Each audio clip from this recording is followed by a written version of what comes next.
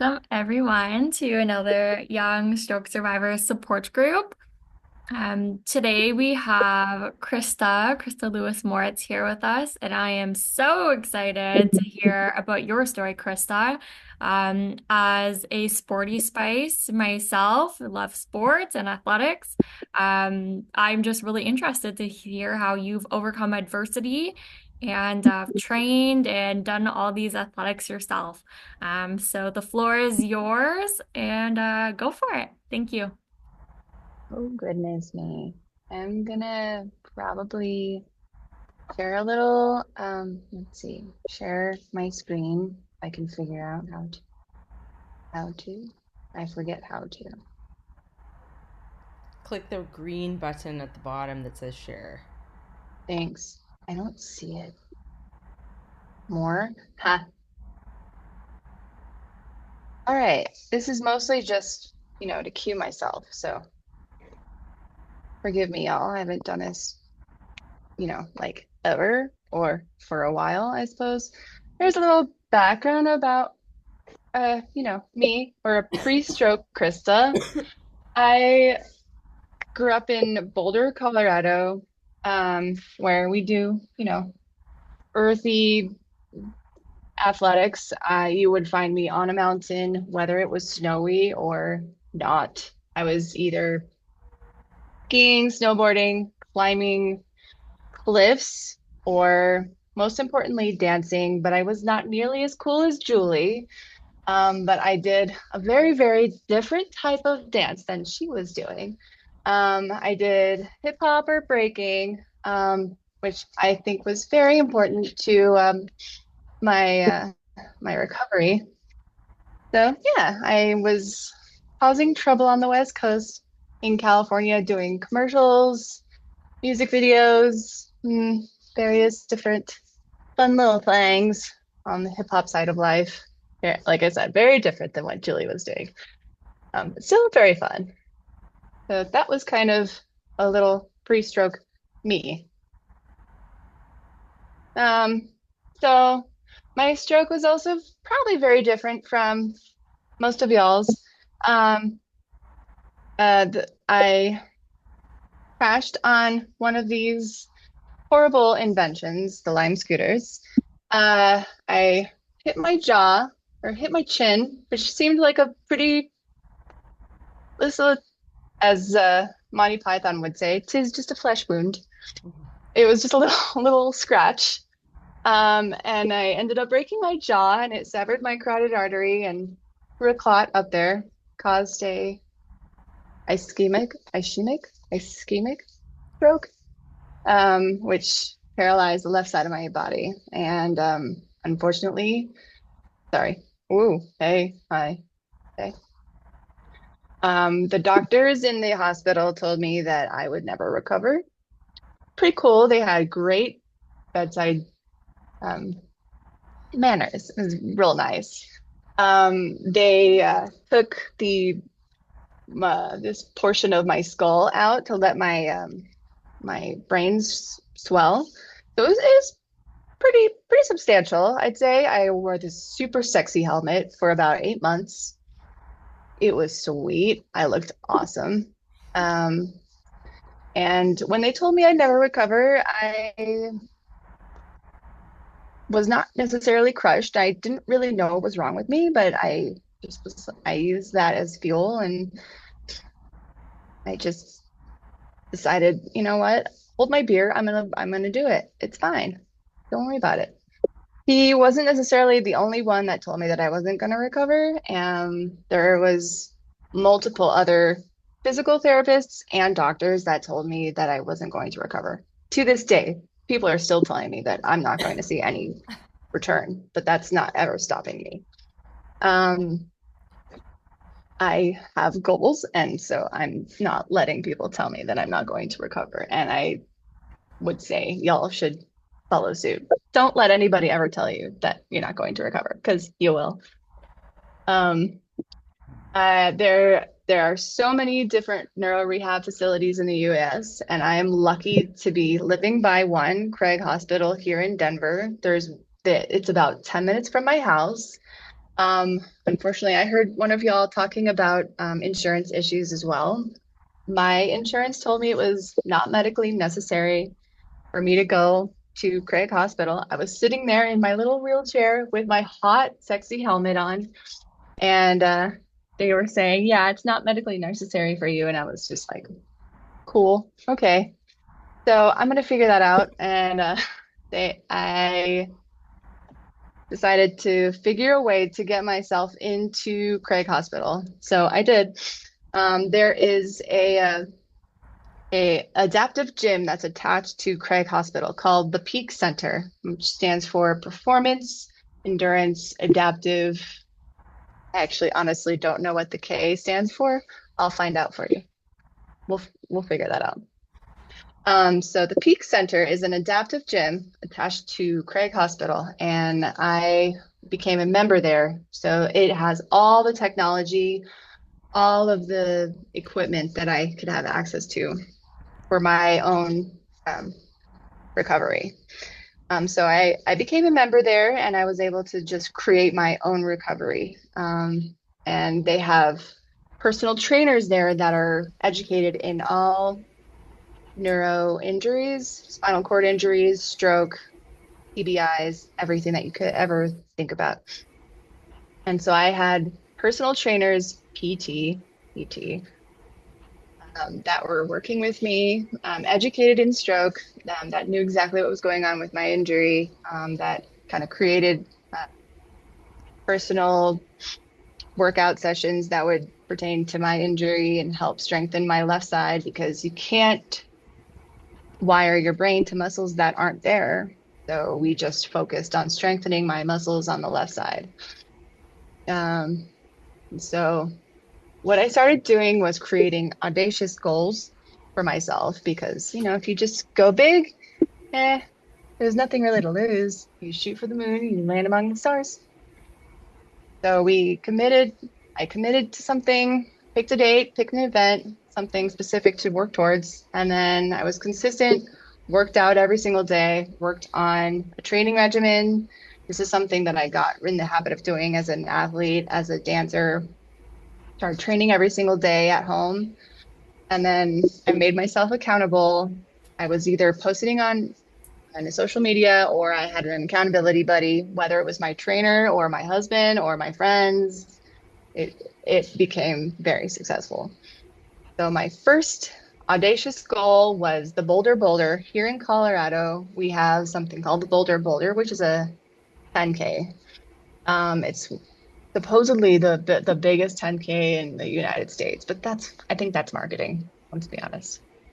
So in January of 2022, about a year after my injury, I signed up for the race. I still had my skull taken out. I was wearing my helmet, and I just was like, I want to learn how to walk better, so I'm going to do a 10K. Therefore, I will have to focus on. My headphones just died. Krista, we can't hear you anymore.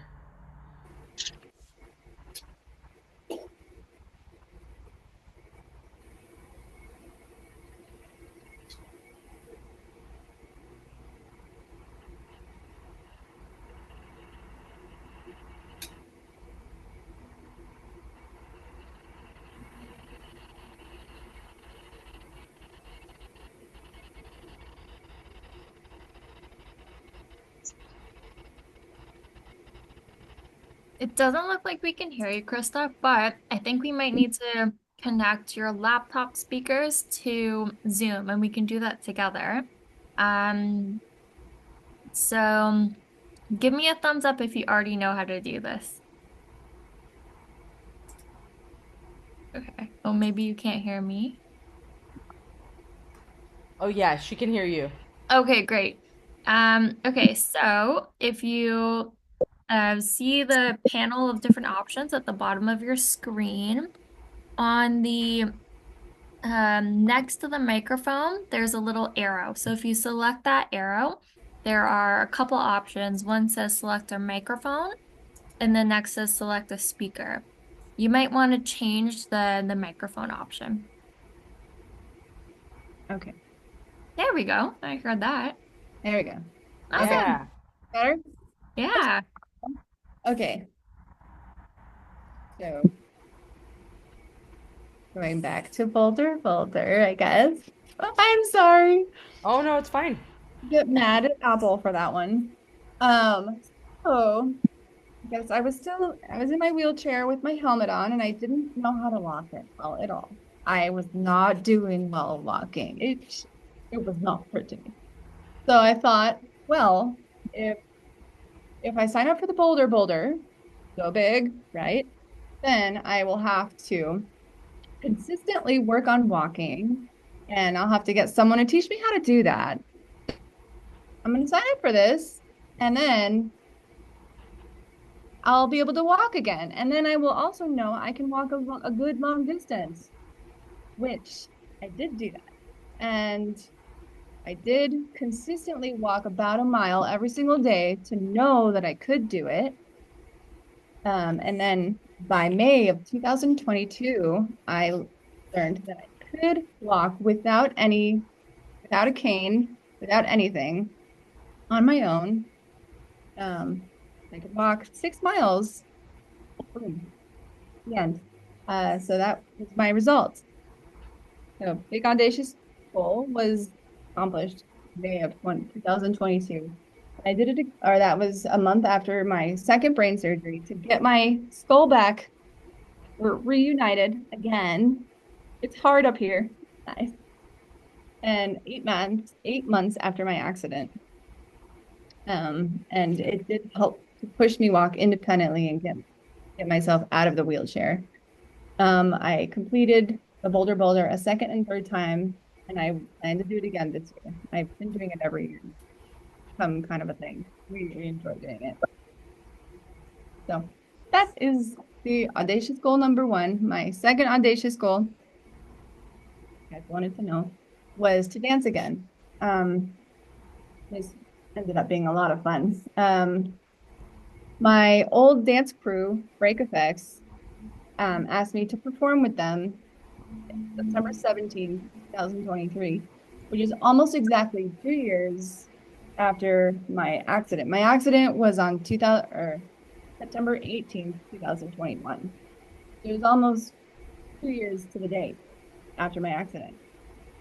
So it was a great goal. And I was like, well, I don't know how to dance. This body is not going to dance. I don't know how to do that. Who am I going to ask to teach me how to do that? And so I went to my PT and I was like, hey, can you teach me how to dance? And they tried, and honey, no. Yeah. And so I realized that the only person that can teach me how to dance again is me. So what I decided to do is teach myself how to dance by dancing every single day. So that's the consistency. So I committed to the performance, and then I had consistency by dancing every single day, which I did on Instagram, which was my accountability. So I created the daily crew on social media, which I did every day for almost over a year, from July 26th in 2022 to September 17th, 2023. It ended up being a lot of fun, and it also got a little bit stressful. I'm not gonna lie. I had a couple of people. Some of you might know Joe Borges, who likes to be known as Strokey Joe. He's another Joe or another stroke survivor. He would text me if I didn't post on social media. He would text me and be like, "What the heck? Why are you not dancing?" He still to this day gets so mad at me for not dancing. It did get very stressful. If I didn't post and I wasn't feeling very well, he would get mad at me for not dancing. But it was good to keep myself accountable. So, and I did end up accomplishing the goal, and I was able to perform with my crew again. I did not do the choreography because that was hard, but I was able to freestyle, and I did it, and I got an invitation to come back to that same performance and do a solo and judge a competition for that for my community. So it's kind of a huge honor. So it was a lot of fun. It's great, great goal. We did it. So check that one, check that box. So audacious goal number three, I'm still working on right now, is to do a triathlon. It was in honor of my third year anniversary. Well, I call it my Alive Day, but we can also call it a stroke anniversary. However you wish. So for my stroke anniversary for 3 years, I decided to do three sports because why not? Let's go big. Let's go home. Yeah, we already know we can walk. We did that already for the Boulder Boulder. We already know we can bike. I love biking. It's my favorite thing to do in the whole world. I know I can do that. And swim. Sorry. Swim. What? I don't know how to do that. I don't know how to do that. So that's what? I'm gonna have to learn how to do that. Huh? Hmm? So I went to my trainer at the Peak Center and I said, excuse me, sir, can you teach me how to swim?" And he laughed at me. He straight up laughed in my face, and he was like, "Uh, do you you want to learn how to swim?" And I said, "Uh-huh, uh-huh, I do." And he said, "Oh, okay, let's do this. All right, I believe in you. We're gonna do this." And I was like, "Okay." So he got in the pool with me, and we started swimming, and he taught me how to swim one-sided. I I look like Nemo, and I got my one good fin, and it works, and we're doing it, and I'm working on it, and I've got my regimen. I bike 6 miles day 6 miles daily. Talk from this, I teach you guys, and I walk 2 miles daily, and then I swim as much as I can daily. I get very tired after a few laps. It is exhausting, especially just one-sided. I when I was doing it consistently last year, I was swimming about 8 laps a day. And that's about half as much as I need to do for the race. Um, and so that was my consistent schedule. So a sprint triathlon, the distance is about 750 meters to swim or 20 kilometers bike and most people know how to run. I don't know how. So then you run 5 kilometers. I'm just gonna, I know that I'm not running. I'm gonna walk that. And so I signed up for a super sprint. So my plan will be to do 400-meter swim, which is 16 laps. I'm right now while I'm training, I'm doing 8 laps. So I need to double that. And then a 10 kilometer bike, which again, well, that's what I'm doing about every day. And that's my morning workout. So pretty, I can do it. And about 2.5 kilometer walk. I can do that. I mean, the Boulder is 10K, so very doable, super doable. It's the swim is the thing that makes me the most nervous. It's very doable. So the thing that we need to figure out is the consistency and start training. And then we stay accountable. My peak trainers have decided to do this with me, and so that's the nice part. Now I can't back out. So the result, so last year I had to back out due to personal reasons. I had a lot of external things going on, and I was not mentally prepared for it. Um, I had I have epilepsy because of where my stroke was in my brain, and I started having a huge uptick of seizures while I was training. And I not while I was in the water, but while I was training for it, I started having a good amount of seizures, and I decided to not do the race, and I backed out of it. and I've decided to call it the Simone Biles effect. Sometimes you just have to take care of yourself, and the person that was running the race fully respected it and allowed me to roll it over to this year.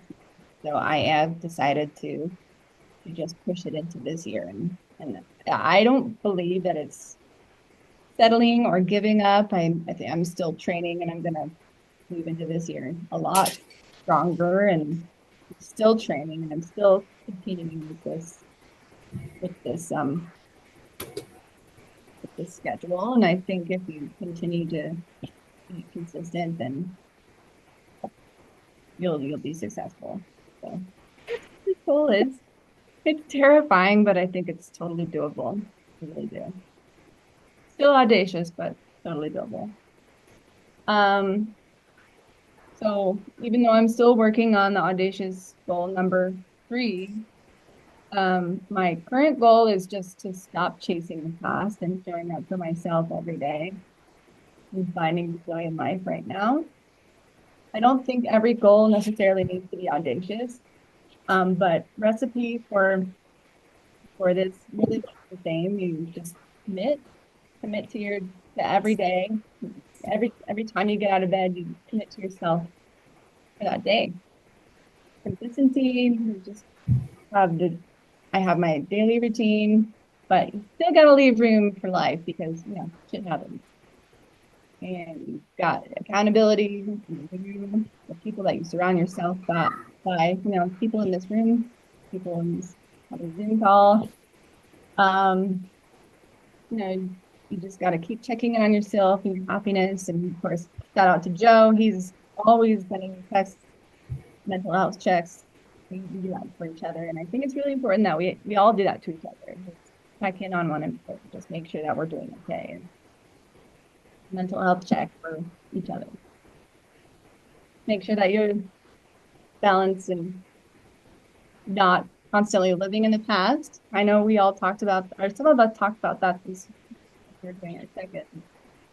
Hard not to just keep comparing yourself to your past self, and it's okay to just feel like this is you right now and moving forward with your life right now. And that's kind of my goal, is to be happy with who I am in this moment right now and not chasing myself from the past.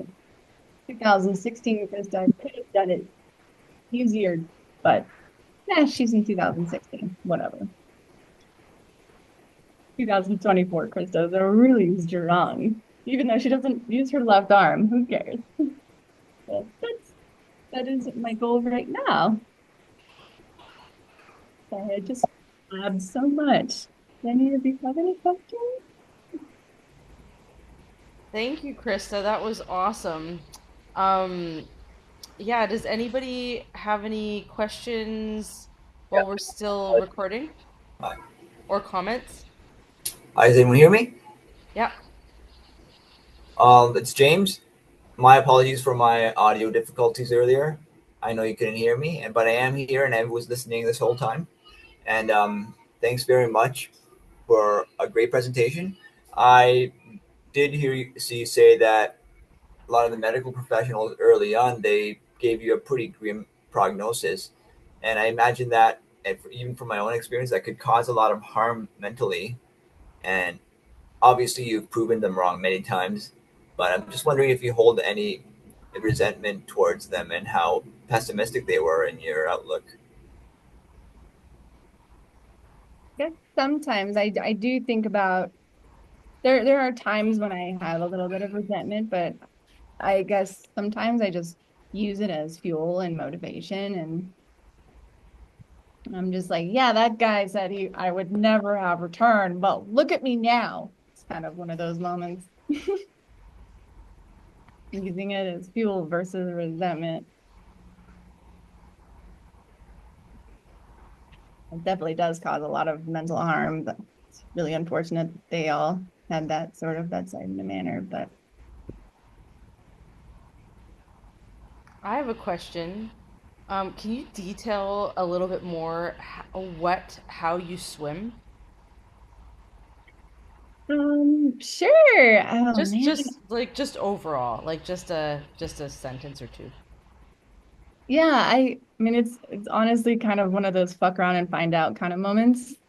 What's funny is when I was younger, my brother threw me in a pool and was like, figure it out.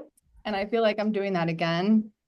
And I kick my legs because my legs are the strongest, and I'm using my right arm and stroking with only my right arm. My left arm just floats and dangles there, just like it normally does. Cool. Cool. Jackie, you have a question. Well, not so much a question, just a comment. Thank you so much, Krista, for this presentation. It's been so interesting and helpful to hear. And it's one of those things where I wish I heard all this when I first had my stroke, because one of the main things for me is the fact that I was sort of consumed with fear after it happened. That I'm a dancer, choreographer too, and I was afraid to really get back into life when this was done. And it was so important, I think, when you're cleared to get back into your normal routine as soon as possible, because then you don't have, a chance for the fear to set in. But it did. The fear set in, so I kind of stopped moving a lot because I was afraid, and then started having, because my body was just weak, my abs got weak, my back got weak, then I started having like little trickle down effects as a dancer. Like I pulled my hip and I pulled my arm, like a shoulder cuff, and all these little things started happening because I was just getting weaker and weaker by the day because I wasn't really working out. So yeah, I wish I had, the forethought and just the advice to kind of get back into the saddle, as it were, as soon as possible. So Yeah. anyway, thank you for all this, and thank you for telling us your story. It's been really helpful, and these are great reminders to kind of just keep plugging. And yeah, thank you.